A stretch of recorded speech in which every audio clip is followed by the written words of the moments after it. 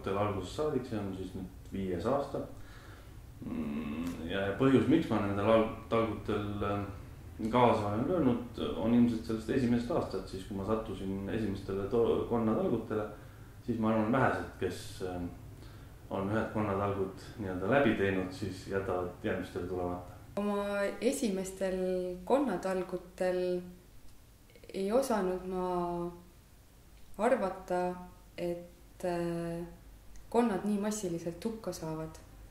Ja ma nägin, et see põhjus, miks nad hukka saavad, ongi seotud sellega, et meie tahame jõuda punktist A punkti B kiiremini ja efektiivsemalt, aga samas me võtame endast nõrgematelt ära võimaluse elada.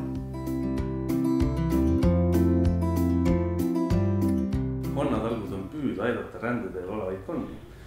Ja rändeteedele võib aegalt jääda mõni maantee või mõni muu autotee ja siis rändel olevad konnad jäävad lihtsalt auto alla. Ja meie siis püüame neid tee pealt üle aidata, et säästa neid. Ja konni aidatakse üle tee niimoodi, et on teatud hulk selliseid vahendeid. Nendeks on siis ämber, kindad, pealamp, kuna konnad rändavad tavaliselt pimedas, helkurvest, et oleks autojuhtidele hästi nähtav. Ja siis oleme nüüd pannud või paigaldanud konnatõket, mis siis säästab natukene konnatalgulisi ja konni sellega, et konnad jäävad sinna tõkke taha pidama. Ja siis tõkke tagant korjatakse need konnad kokku ämbritesse ja viiakse siis üle tee teisele poole, kuhu nad siis parasjagu teel on. Konnatõke paigaldatakse paralleelselt teega niimoodi, et konnad, kes siis ronivad kraavist tee peale, jäävad sinna tõkke taha kinni ega ei jõua sõiduteele. Ja siis sealt tõkke tagant korjatakse need konnad ämbrisse kokku ja viiakse siis ohutult üle tee teisel poole. Reeglina konnad ise täpselt teavad, kuhu poole on vaja minna ja siis tulebki vaadata konna pealt, et kuhu pool tal nina parasjagu sihitud on, siis sinna poole ta tahab minna. Et konnatalgute läbiviimine ja osalemine on väga lihtne, sest et ei peagi midagi muud tegema, kui leidma hilisõhtul endale vabad 2 tundi ja minna enda kodupiirkonda jalutama, võtta igaks juhuks kaasa ämber ja kindad, pealamp, helkurvest ja kui näed konna teel, siis aidata tal teisele poole jõuda.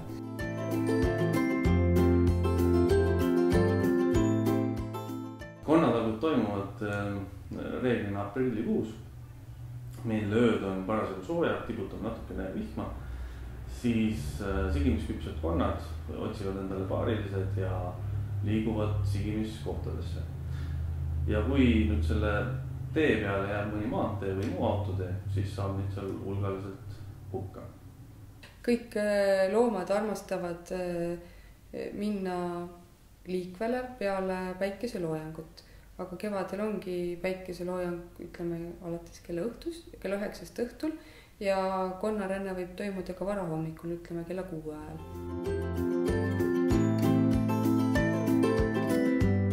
Vaatamata sellele, et konnatalgute eesmärk on aidata konni üle tee ohutuse kohta, on esmatähtis ikkagi konnatalguliste liiklusohutus.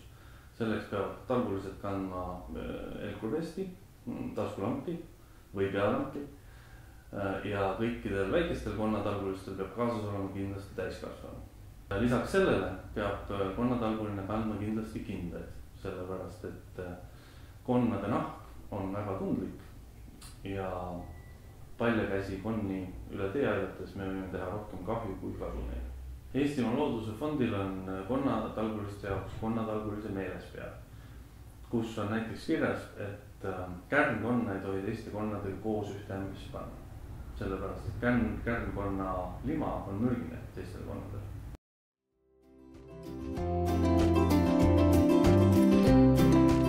Kui sa tahad hakata konnatalguliseks, siis leia üles oma kodukoha ümbrus see koht, kus konni on tee peal rohkem kui üks, võta ühendust Eestimaa Looduse Fondiga ja käi aeg-ajalt vaatamas.